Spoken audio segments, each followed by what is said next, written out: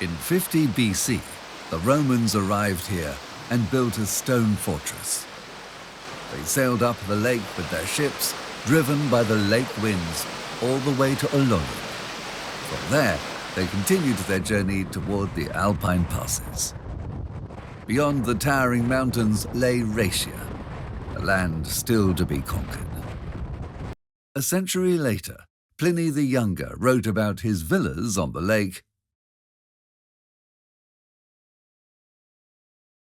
Apud Larium lacum non nulle ville me sunt. On Lake Larius, I have several villas, but there are two I love the most. One stands close to the water, while the other, perched on the rocks, gazes at the lake from afar. One is untouched by the waves, the other breaks the surf. From one, you can see the fishermen in the distance. From the other, you can cast your own line from your window.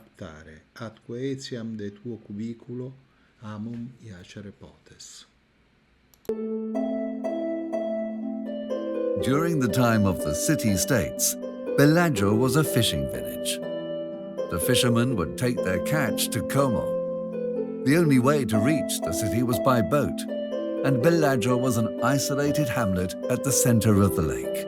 Since the early Middle Ages, the heart of the village has been the Church of San Giacomo, built in the 11th century by the Maestri Comacini. Its stones and marble were taken from the surrounding mountains, the black stone of Varenna, the white marble of Musso, and the stone of Moltrasio. At the time, the lake reached up to the church's portico, where fishermen would dry their nets. From the portico, paths bordered by stone walls led up to the village. Upon reaching the village, the mountains rose in the distance, and above the rooftops, the glistening light of the snow.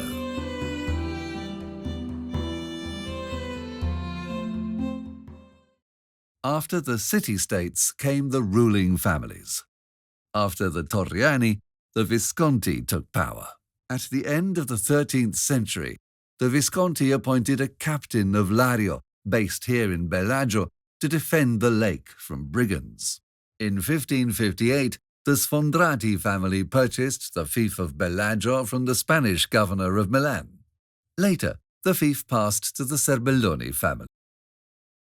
In 1629, the fearsome landsknechts, whom Manzoni called devils, descended from the Valtellina region, bringing with them the plague. It swept through the towns, and the streets filled with the dead. But Bellagio, isolated in the middle of the lake, remained untouched. During the plague, the people of Varenna would row their boats to Bellagio and stop at a rock known as Sasso del Pane, the Rock of Bread. There, the people of Bellagio would leave grain, while the people of Varenna would place coins in a hole filled with vinegar to disinfect them before taking the provisions back.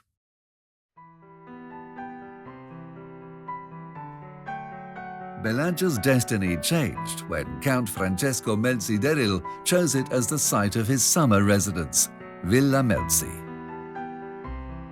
In 1796, Melzi d'Eril welcomed Napoleon to Milan as a representative of the city. He was later appointed vice president of the Cisalpine Republic, with Napoleon as president. Melzi d'Eril attracted Milanese nobility to Bellagio, transforming it into a sophisticated retreat. The Napoleonic era was short-lived, but the small village on the lake had already gained fame across Europe. Even Emperor Francis I of Austria came here to spend his summers. Many artists and heroes of the Italian unification movement stayed here, including Stendhal and Ippolito Nievo. The composer Franz Liszt spent a long honeymoon in Bellagio with Countess d'Agoult. One day, he wrote to a friend, "If you ever wish to write the story of two happy lovers, set it on the shores of Lake Como."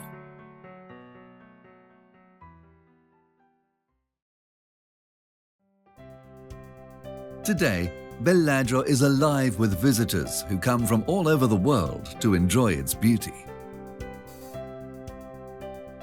Under the porticos, voices in many languages, Arabic, Asian, European, mingle as tourists stroll by.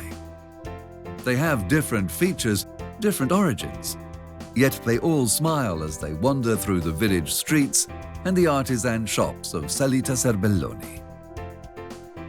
The warmth of the lake keeps the air mild, even in winter.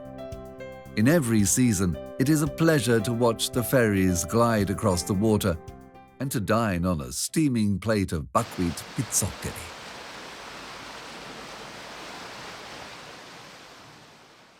In winter, the lake's colour darkens, and by mid-afternoon, the mountains cast long shadows over the water. It is then that one thinks of history, of how far back it stretches. Here, history began with ancient Rome, which occupied a lake once inhabited by the Celts. Roman ships, with their square sails, travelled northward, carried by the Breva wind. Behind them, a world of culture and thought was making its way to Europe. Queen Theodelinda of Bavaria passed through here. She came as a young girl to marry the Lombard king Autari, later embracing Roman culture and faith. In her final years, she withdrew to Varenna. Imperial armies marched through, sowing terror in their quest to conquer Italy. The refined 19th century brought romantic poets and patriots of the Italian unification movement. The waves of this lake carry an echo of all those who have passed before.